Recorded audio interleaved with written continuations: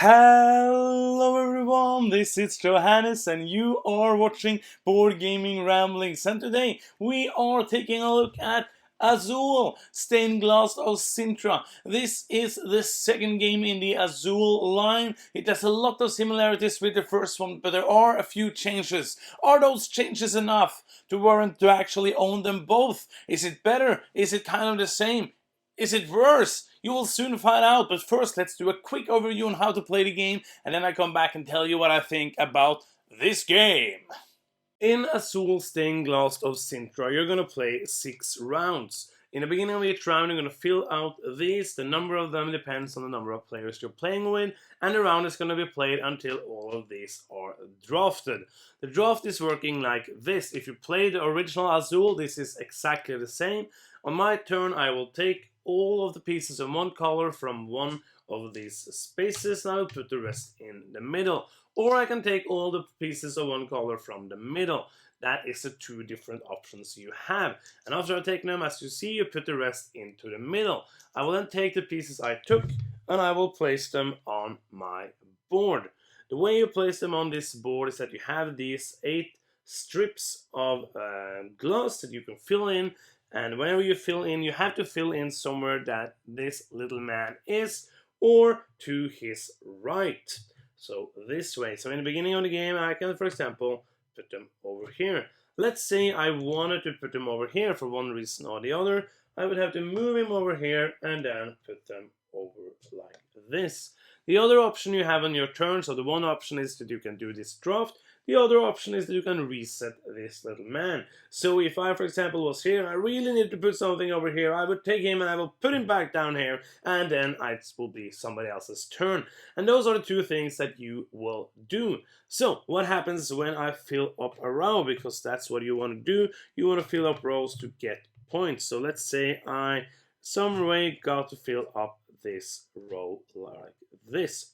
So what happens now is first I see on the round marker here, the first round is an orange piece. That means that orange will give positive bonus points. So I have 1, 2, 3, 4 of the orange. I would then get 4 bonus points.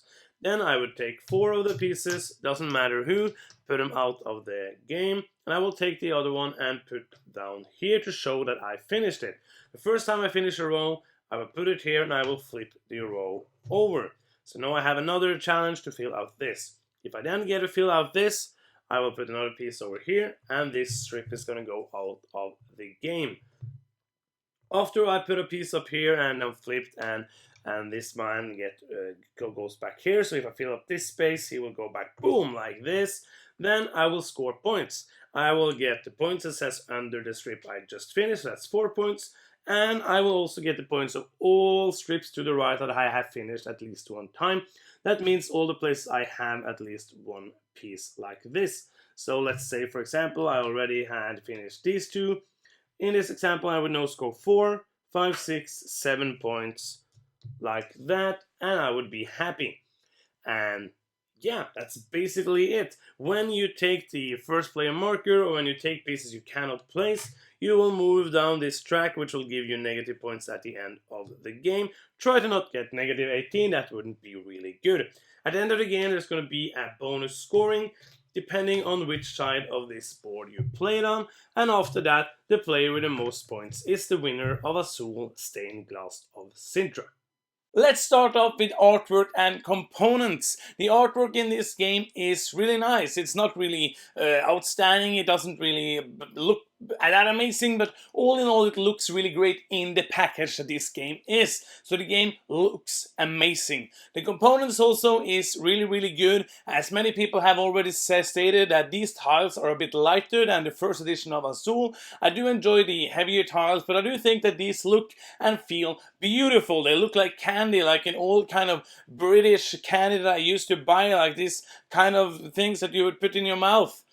which is what you do with candy. I don't know where I got that from. It's really, really cool. I like how it looks. I like how it feels. All in all, and a couple of things they done that's a lot better than Azul, especially the little kind of garbage can that looks really, really nice. You take it and you will put pieces into it when you discard them, and then when it's done, you can just fill them up into the bag and you can continue draw. That's so good, because in the old version, we usually put them into this lid, not this, of course, but the original lid. We put it into there and then we tried to fill them out into the bag and it would spill out so everywhere and we would be angry. And I don't want to be angry when I play a game. I want to be happy.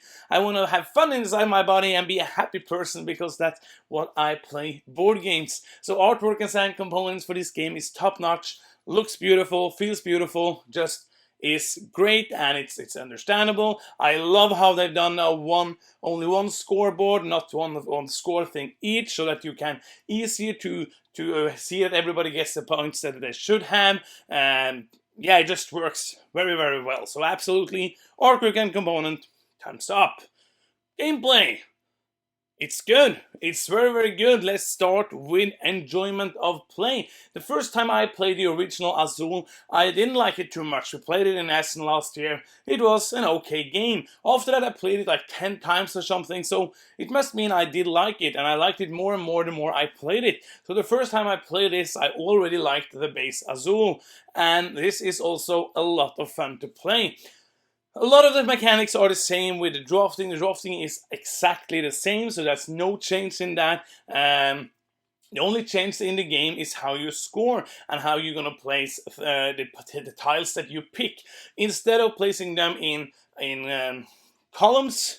Now this is a column in rows. Instead of placing them in rows and you have to fill up the row with the same piece, now you want to just take whatever and fill it into columns. But then again, you have this little dude that you have to move. You saw all of this in the overview, but this is kind of the main change of the game. And for me, that makes it a bit more to think about, a bit more interesting thoughts. When I played Azul like the 9 to 10 times, for me, I felt like I came to this kind of strategy that always was best. Of course, I would have to see what comes out, what kind of pieces come out, and try to do the best of that. But other than that, I felt like if I could do this, that was always the best thing to do.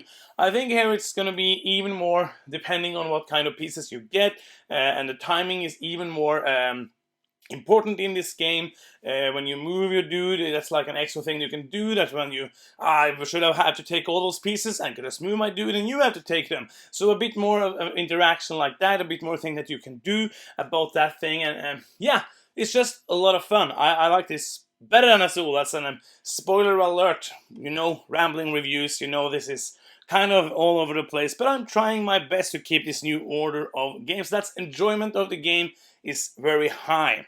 Then we have ease of play. It's a really simple game. Like if you have played Azul, you're going to play this game in 2 minutes after you learn the rules. If you haven't played Azul, it's not really a lot more to learn than Azul. It's just kind of a couple of pieces more, a couple of more information steps, but it's a really simple game, so easy to play. Playtime, I think the box says about 30 to 45 minutes. I think that is pretty decent, right? I haven't played a 4-player game, but 3-player game we played in about 40 minutes or something like that. So playtime is just about the time that it should be for this kind of game. It doesn't feel like it's dragging. I like that it's now a round-based thing, so that you know there's 6 rounds. In Azul, there's usually 5, sometimes 6, and really seldom there's 7. Here, and somebody can end the game. I like it here that there's 6 rounds, and you know those rounds in the beginning of the game, so you can plan and see what kind of things you can do in those 6 rounds. Player count, I played 2 and 3. It's good. I'm going to be good at all player counts. Not really a lot of changes. I like it at 2, I like it at 3, and I'm probably going to like it at 4 as well. It's good at all player counts. Replayability, I think it's kind of, medium-wise. Not really a high replayability, but not low either. It's decent replayability. Like Azul, I think if you play this 10 times, you're going to start to see strategies that are better than the other strategies. And Other than that, not too much to say about replayability. Of course, you're going to have a random setup of tiles, a random setup of your board, but that doesn't change the game too much. Just changes a bit depending on what comes out, which is the same in Azul. So I think the replayability is kind of the same as Azul. Final thoughts. I really enjoyed my plays of Azul Stained Glass of Sintra. I think this is a really fun, different enough version of Azul. So if you like Azul a lot, I think you're gonna love this. Yeah, especially if you want that like tiny edge over it in complexity. It's just really tiny. It doesn't feel like, oh, this is like a gamer's Azul. It's just a tiny bit over it. And I think that if I should buy one now, I would have bought this. That's just for me. It might be that this is fresh. I played Azul for a year. We'll see in a year if I play this more than I did Azul in the last year. So all in all, Azul Stained Glass of Sintra. If you liked Azul, you're gonna like this. If you didn't like Azul, I don't think you're gonna go on full head over heels about this game. You might like it if you just felt Azul was a tiny bit too easy. Other than that, you're not gonna like it if you didn't like Azul. If you don't own Azul yet, I think you should buy this. If you only play with players who never play board games, maybe get the normal one, but it's so easy to learn anyway. So I would recommend getting Azul Stained Glass of Sintra if you're gonna get just one of them. And that is the end of my review. Thank you so much for watching. It really means a lot, every single one of you. Thank you for commenting on the videos, for liking the videos, and of course, we love it if you subscribe to our channel if you haven't done so already. Thank you so much for watching. I'm Johannes. You've been watching Board Gaming Ramblings. Bye bye.